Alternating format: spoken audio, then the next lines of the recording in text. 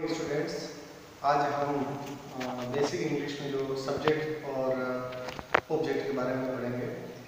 तो सबसे पहले हम लेते हैं सब्जेक्ट। सब्जेक्ट का अर्थ होता है कर्ता। किसी भी कार्य को जो करने वाला होता है वो सब्जेक्ट कहलाता है, द डूअर ऑफ वर्क।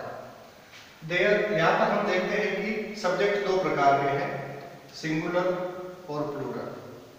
यानी कि there are two types of subject, singular and plural. Singular का अर्थ होता है एक वचन, प्लूरल का अर्थ होता है बहुवचन।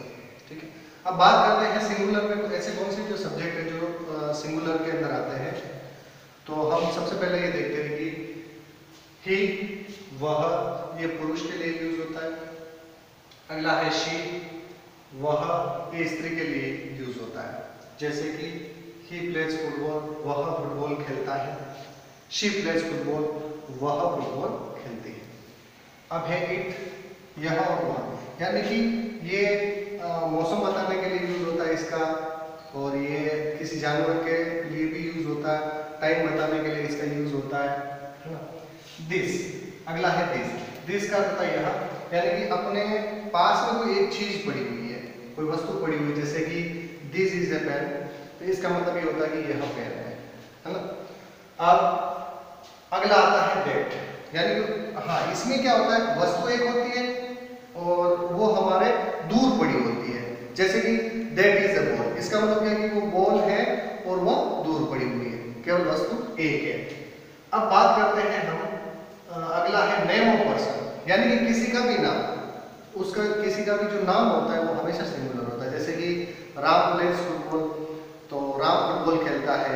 सीता कुक्स फूड, तो सीता खाना पकाती है। यानी कि किसी का भी नाम है वो एक वचन में आता है, उसीलिए इसको किसमें काउंट करेंगे हम, सिंगुलर के अंदर, है ना।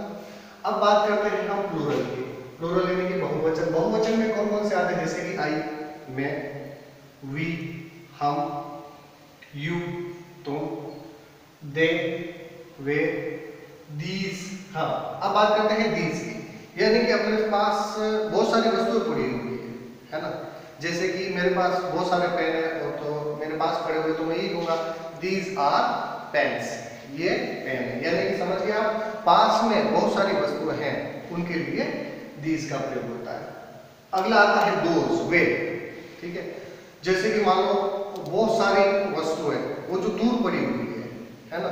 जैसे कि दोज आर बुक्स, यानी कि वो क्या होगी, वस्तुएं होगी और वो किसमें काउंट होगी, बहुवचन में, दोज, यानी कि वे, है ना। अब बात होगी अपने सब्जेक्ट की, there are two types of subject, singular and plural. अब बात करते हैं हम ऑब्जेक्ट, है ना।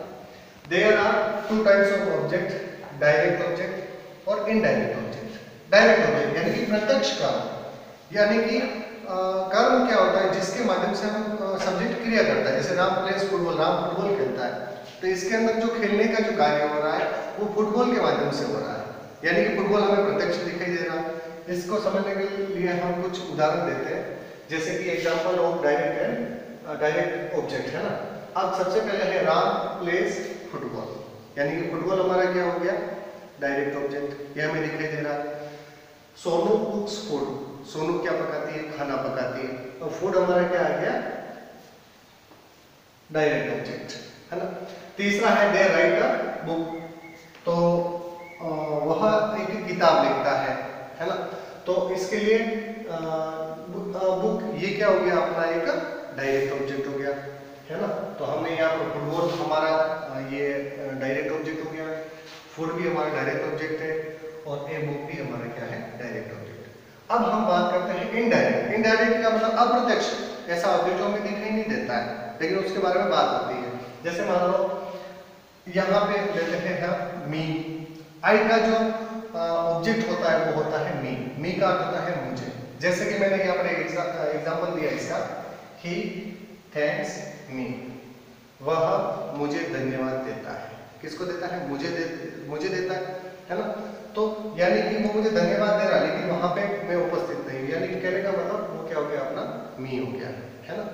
अब आता है वी का ऑब्जेक्ट होता है अस, हमें। जैसे कि इसका मैंने एक एग्जांपल लिखा है, Ram gives us toy, gives us toy.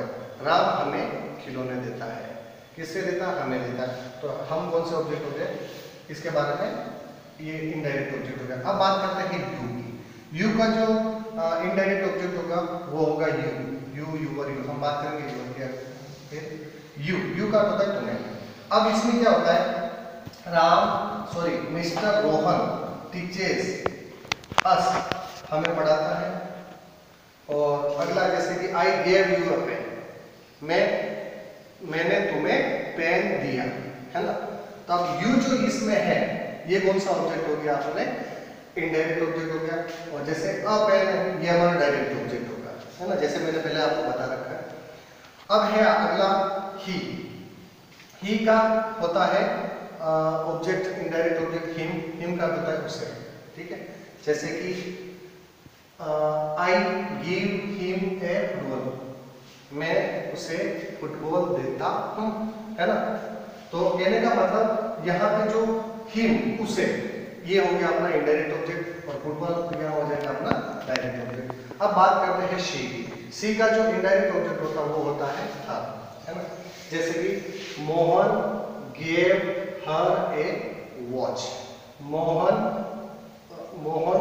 ने उसे घड़ी दी, क्योंकि ये पास्ट में चला जाएगा अपने सेकंड फॉर्म में, है ना।